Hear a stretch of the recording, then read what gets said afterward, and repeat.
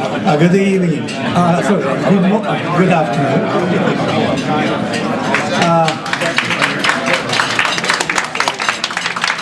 I'm Katsuichi Uchida, President of US-Japan Research Institute and Vice President of Waseda University.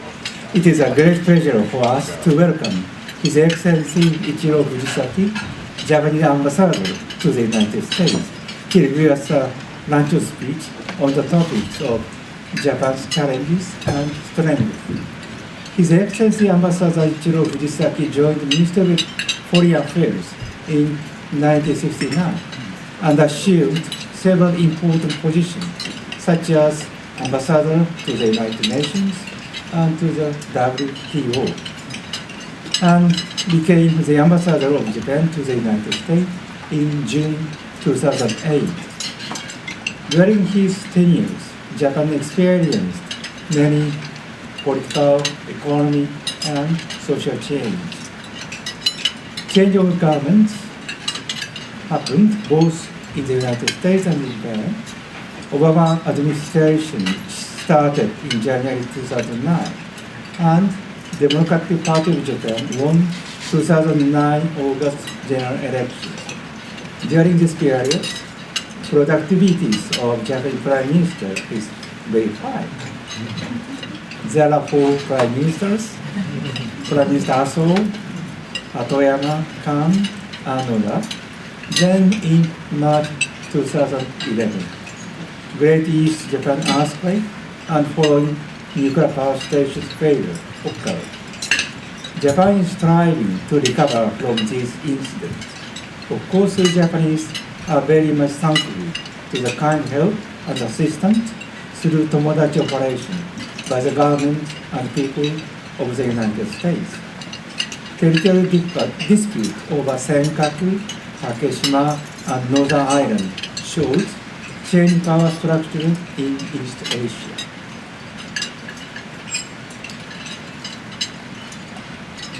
His Excellency Ambassador Fujisaki dealt with these difficult issues and explained Japan's position to the government, business society, and the people of the United States. He has spoken at many universities, think tanks, and visited many states, cities, and places. With regard to the US-Japan Research Institute, His Excellency Ambassador Fujisaki is kind enough to participate to USJI events and gave many thoughtful and humorous speeches at various occasions. Today, we express wonderful and suggestive speech on the current Japanese and global issues under the title of Japan's Challenge and Strengths. To my regret, His Excellency Ambassador Ichiro Fujisaki will return to Japan in 2 months' time. We would like to express our sincere thanks to His Excellency Ambassador Ichiro Fujisaki for your remarkable achievement and leadership, and hope your happy life in Japan. Thank you very much indeed, His Excellency Mr. Ambassador Ichiro Fujisaki.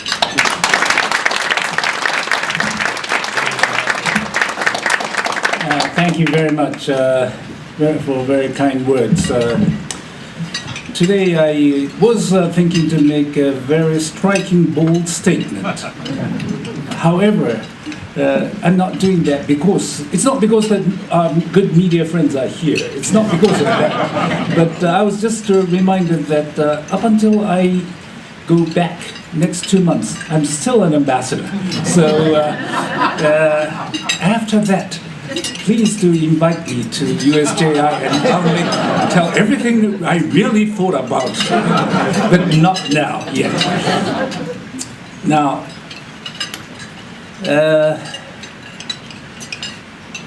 talking about Japan's challenges, 3 issues.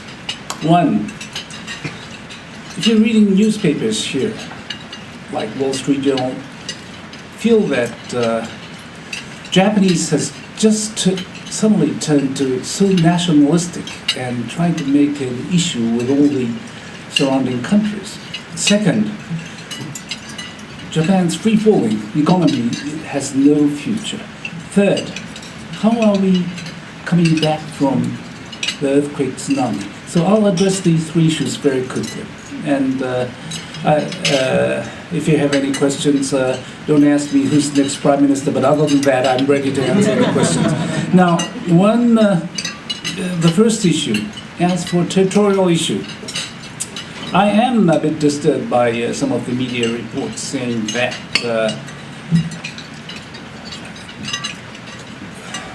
Japanese is becoming so nationalistic. I think we have to look issue one by one. First, this Senkaku Island. I would not go into the history of that, as you all know that. But in 1895, we have proclaimed that it's to be a Japanese territory, and up until 1970, there was no protest claim from China or Hong Kong for 75 years. And so when Japan was defeated in San Francisco Peace Treaty in 1952, this administration was rendered to the United States in San Francisco Peace Treaty. In 1972, it was returned, the administration was returned to Japan, as a lot of people know. And during that 20 years, it was used as a bombing range.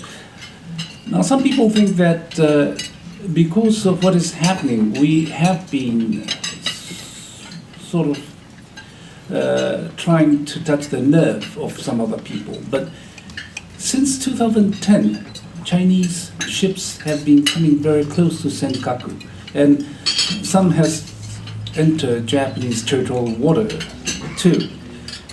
That has led to, I think, I don't know, this is my just imagination, but Tokyo governor's statement here in Washington saying that Tokyo would like to take care, have the ownership of those islands.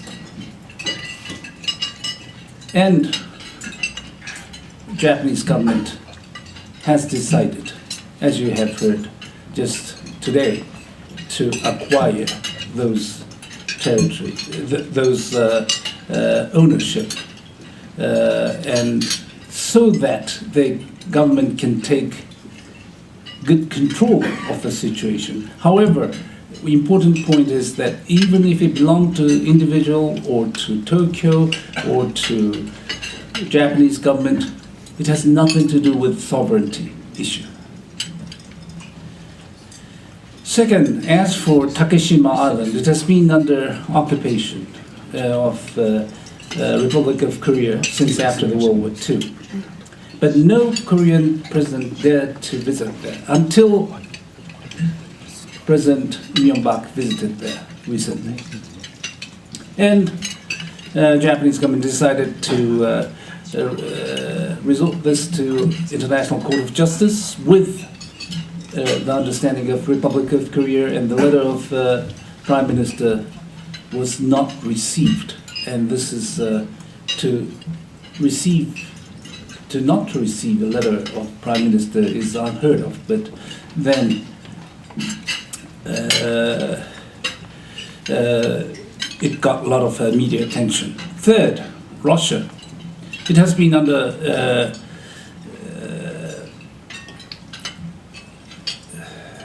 illegal occupation of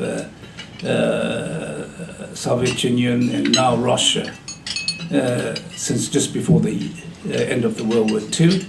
And I would not go into history, but we are very grateful that U.S. has always supported our position that Russia should return those islands to Japan. Up until 2 years ago in November, and no Soviet Union First Secretary, no President, no Russian President dared to visit the island, but Medvedev went in November, and again this time.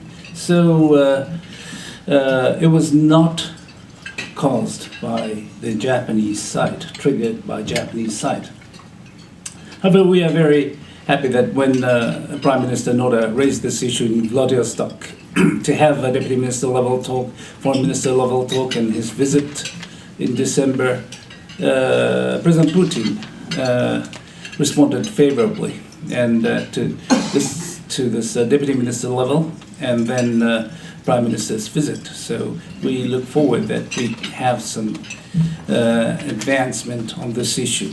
On 3 issues, this Senkaku, Takeshima, and Northern Territory.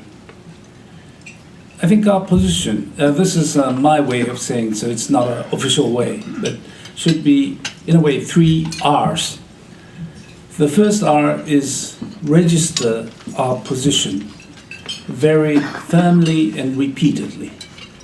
That's most important. Second, restrain ourselves from making it an emotional issue. We have a good legal argument, so I don't see that we have necessity in bringing it to the emotional level of that issue. Third, R is respect, resort to international law. And that, I think, is the key to these questions. And so this is why on Takeshima, government has tried to bring it to ICJ, without success yet, but we hope that we will continue discussions on all those Takeshima and Northern Territories. Now, on economy, I will say this, some of you may have heard. Last year, London Economist magazine has put in cover page with President Obama and Chancellor Merkel clad in something like yukata, not a very well-made one, but something like that, and said we should not go Japan way. The problem is that some of the Japanese people are impressed with that and say that, hey, we've been told by London economists that we should not, the Americans and Japanese should not follow Japan. We have been stagnating for 2 decades. I should not, this is a little touchy because some very strong leaders are saying this in Japan too. But I think that's a great exaggeration. I don't abide by to that discussion. Yes, it is true that in 1990s we had been stagnating. However, at the turn of the century, we had made reform, deregulation in order to meet with globalism. And from 2003 to 2007, average growth rate, GDP growth rate of Japan was 1.8%, US was 2.7%, the Eurozone was 2.1%, and that was not that different, within 1% point. However, 2 things happened. As you know, one was this Lehman shock or Wall Street crash, 2008. That was really, I'm sorry, 2009. That was really a big for Japan. 2010, industrial output went down by 22%. Export went down by 33%. GDP went down by 5.5%, the lowest in over 50 years, half a century. Never happened before. Why? Because Japan's exports, Japan's outputs were electronics, automobiles, which you can wait to buy. It's not like food. So, Japan was hit most, I think, amongst the developed countries. However, we are comebacking, so we started to grow again. In 2010,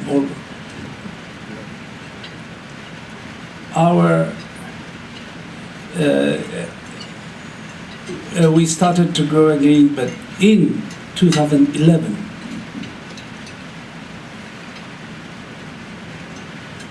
earthquake tsunami came, as you all know, 3/11. And it has caused huge damage. The estimate of growth was 2.1%, but it went down to minus 0.6, so huge damage there. But we were helped by people around the world, especially American people, the volunteers, forces, those people who are here today as well. So thank you very much for your support. We are on coming back. But on economy, I'm not trying to say that it was because only of the external reasons that we have been hit, but we should not forget that element of Lehman shock, Wall Street crash, and this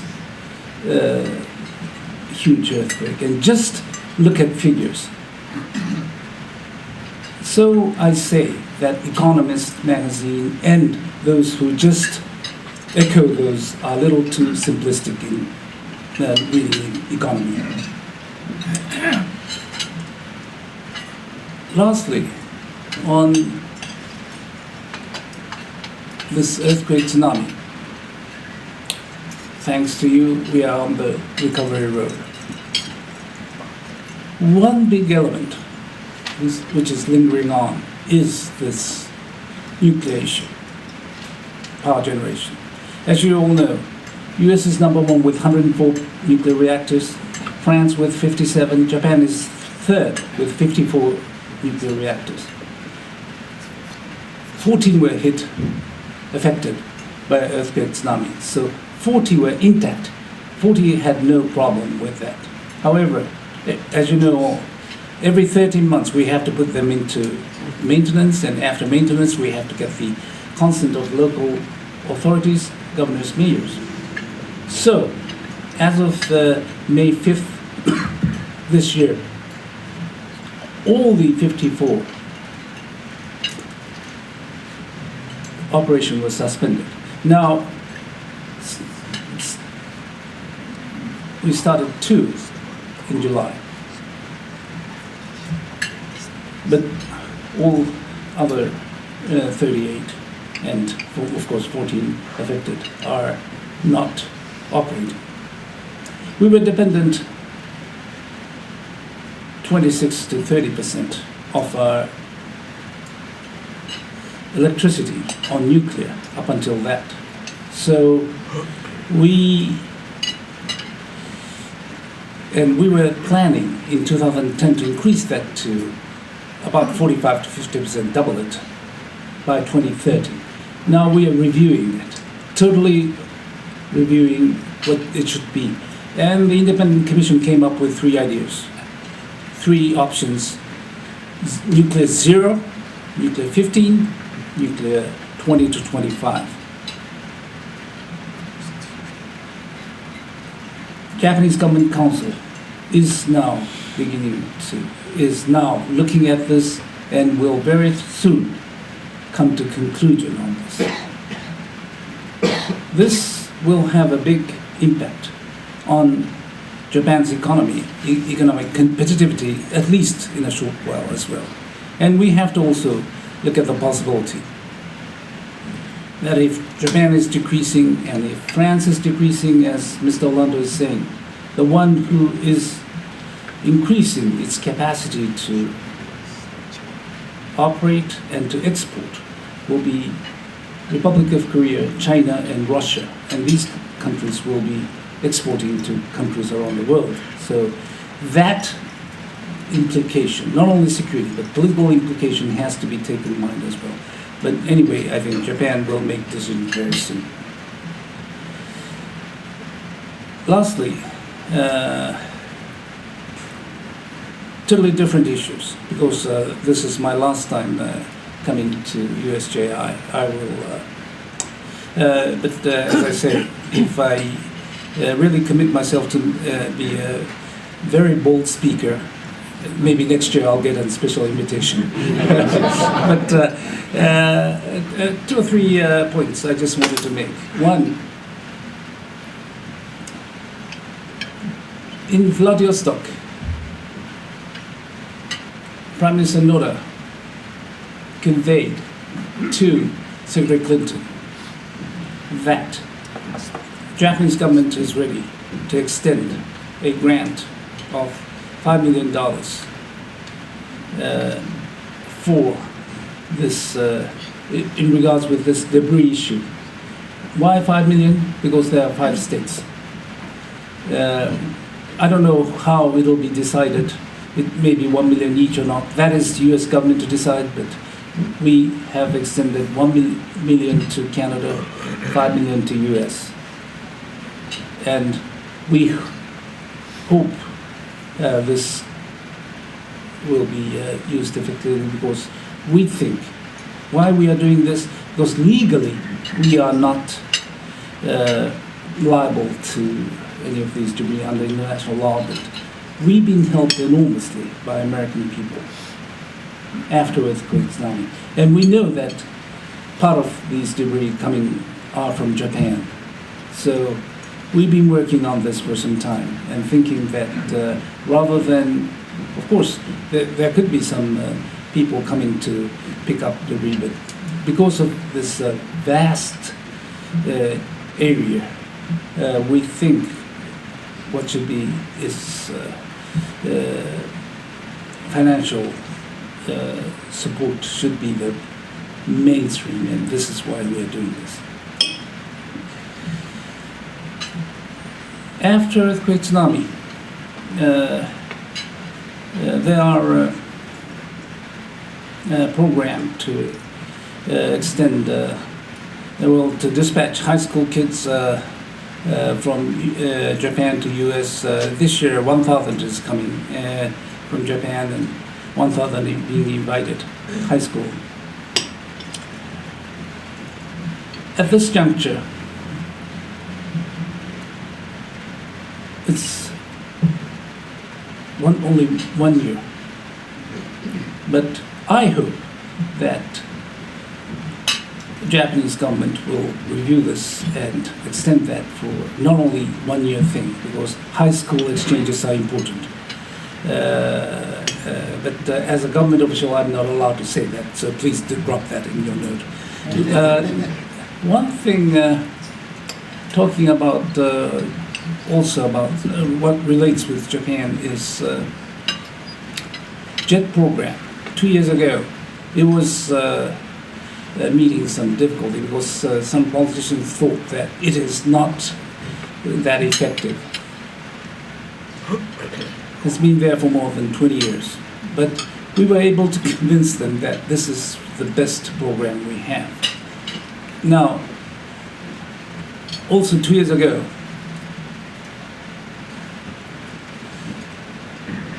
I talked with the Prime Minister then, and he agreed with me that we should start something opposite. That is that sending junior high school teachers in Japan, Japanese nationals, to United States. My idea was every year there'll be 1,000. So if we could send 1,000 for at least a year, it's not a huge money. And homestay and go to college, and then if they go back and teach, class of 30, 5 classes a year for 30 years, 5,000 students will benefit. So this is the biggest investment, most effective one. And I think to internationalize, globalize Japan, you have to improve English language teachers' capability. That is what I was working on. But because we have a finance ministry and other officials, that idea has been cut down to 100 for 6 months. But that's okay. That's better than nothing. I hope this will continue and this will grow. People say that young Japanese are timid or and not outgoing. I don't think that way. Young kids are smart. They will do what they are good for their career. So if I'm telling to the CEOs of big companies, if you accept more American college graduates, not only Harvard or Georgetown or whatever, but more schools, then kids will think that, or they can go and they can join Toshiba or Mitsubishi, or I'm sorry to name all those companies that just came into my word. So I think that's one thing. Second is to elevate the English language teachers' capability. These are, I think, combined. And I think we'll have more kids ready to come, because I have that experience too. If you just have a Japanese education and come to the United States and you go to class, you will not understand anything in your class. You can't take notes. You just can't read the books. So just to tell them to go is not really realistic. Lastly, I thought my departure was secret, but it was just told. So I will just say that I had many good things and tough times. The toughest was, of course, 3/11. The good thing was, for example, Cherry Blossom Festival Centennial this year.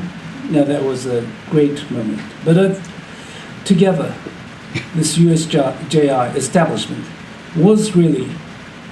I'm not saying this because I'm at USJI, and I'm not saying this because I would like to get an invitation next year. Really, I think this was a great event, and I hope that all of you here will support USJI. Thank you very much.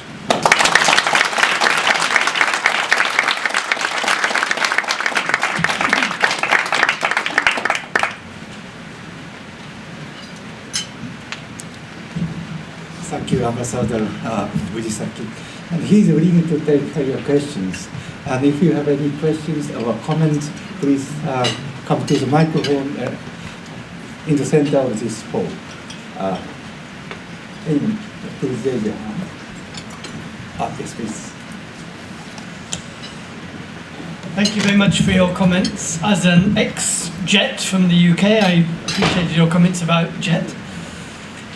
You mentioned the policy of sending junior high school English teachers to the US for training. I just wonder whether that was specifically junior high, or whether the plan to introduce more English into the primary school system meant that we need to send more primary school teachers from Japan as well. At this juncture, it's a junior high, but I hope that it'll be a primary school, because it's better to start at early years. So I totally agree that it'd be better if it's primary school, but as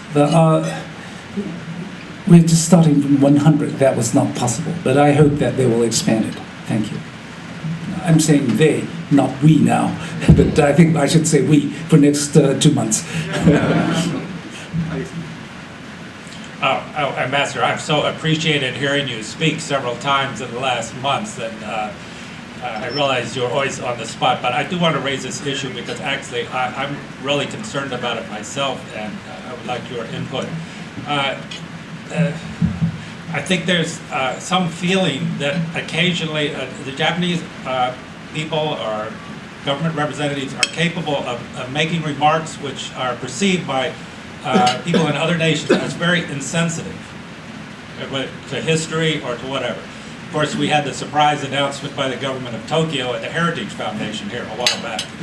But secondly, in particular, maybe lesser known groups, but perhaps influential, the former air defense chief of Japan, who was relieved of his position a few years back because of an unapologetic essay he wrote about the Japanese historical involvement on the Asian continent.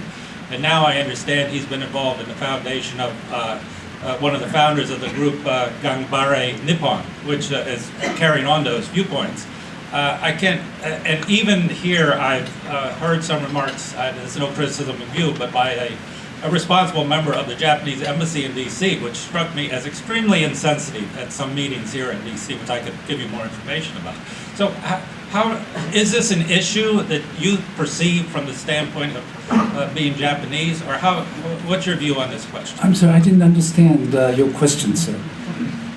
Sorry, what was the, what was insensitive? I didn't understand.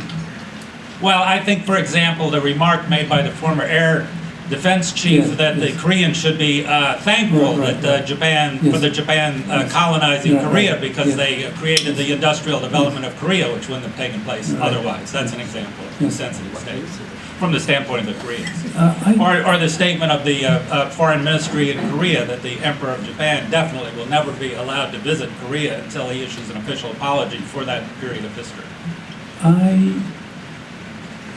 two points regarding that. As for the latter, I looked at the record, and the high-level official did not say that. He said that in that circumstance, it would become difficult to make decision regarding those issues. I think that was more close to that. Now, what I didn't understand was that I should be rather careful here, but because Americans are friends, but I think we learned something from Americans, especially after the World War II. Democracy, freedom of speech, and a lot of people are speaking up their views. However, if he is of a government official or have some responsibility, he should or she should know about it. And if, like this general, Air Force general, who went out of his way, he's relieved of his duty. But if he's relieved of his duty, you cannot, he's an individual. I think here in the United States, as well, if someone is there and making some comments, and which is, even if he himself is not making comments, if his supporting staff was making comment, he's relieved of duty. I think that happened a year ago. But once he is a private person, I think anyone can make any comments. So I didn't understand what is the point about this discussion, very frankly. There are varied views in Japan. Any other questions? Any other questions?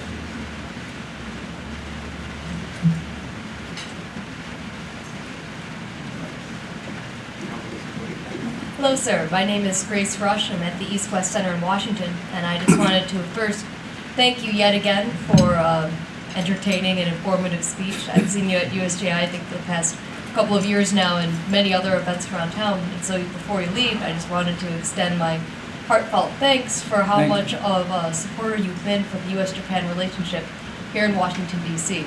And There are media people, please write it down. No obligation, no off the record. This is off the record. I'm sorry, please. no, that's fine. Right down to community engagement of passing out the wristbands to the children at the various events of the soccer centennial. It was really quite moving.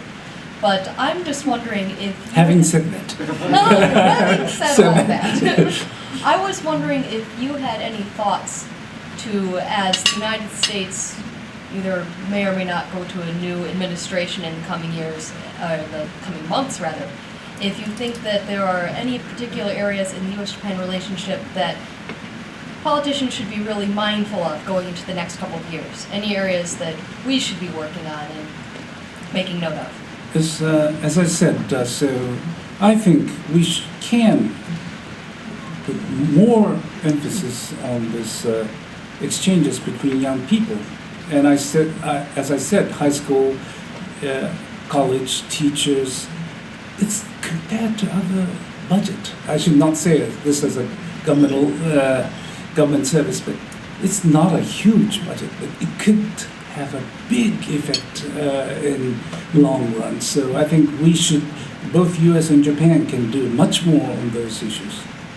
Thank That's you. my personal view. Any other questions? Watanabe-san, do you agree? She's from Education Ministry. So.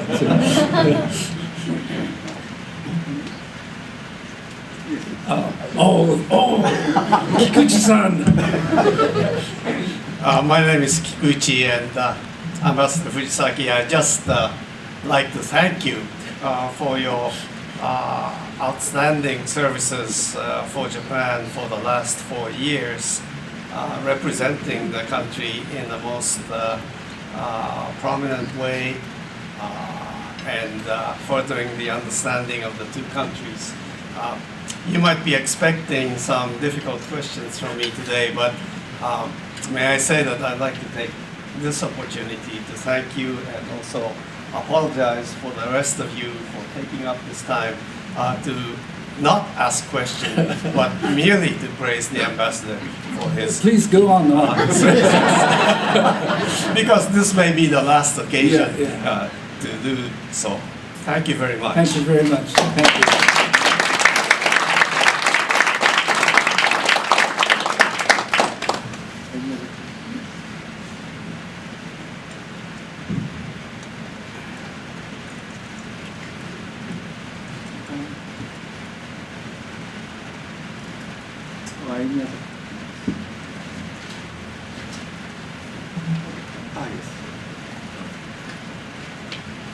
Mr. Ambassador, always a pleasure and an honor to hear you speak so eloquently supporting the Japanese country and the Japanese government. I wondered if You're too tall. Is that okay? You want me to say all that again? Mr. Ambassador, it is always a pleasure to hear you speak and to talk most eloquently supporting the Japanese nation and the Japanese government.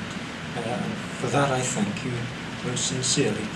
I wondered if you would like to say a little bit more about the dispute that you alluded to with the Russians regarding the Northern Territories. It does seem to have been that the recent rise in that tension seems to have been caused by Medvedev visiting in an unprecedented manner. But equally there has obviously, as you are aware, been some activity on the part of the Japanese government in return. I just wondered if you could say a little bit more about where you think that might be going, how can that dispute be resolved on the international stage? Thank you very much indeed. I think, yes, there are different views in Japan as well regarding this issue. Some people say that it's not possible to get all the full islands back. Some people would say that we have to make some compromise, but I think majority of Japanese think that even if it takes time, of course it's better not to, but we should continue to claim our sovereignty because we have a legal basis and this is occupied illegally. So if, as a matter of principle, if we lose that kind of ground, that could affect other areas as well. So we should not concede in those issues, and I think that is the majority of Japanese. Even if the government changes or not, I don't think that position will not be affected. And I'm very, I shouldn't say I'm hopeful, but we look forward to the discussion in the fall. These will take time. It cannot be solved right away, but we hope that we can make some advancement on those issues. Thank you very much. Thank you. Well, I'm afraid that we are running out of time, and so I would like to thank once again to his ambassador, Mr. Fujizaki, and also we'd like to invite him once again. Thank you very much, Professor Uchida. I heard it. Yeah. A lot of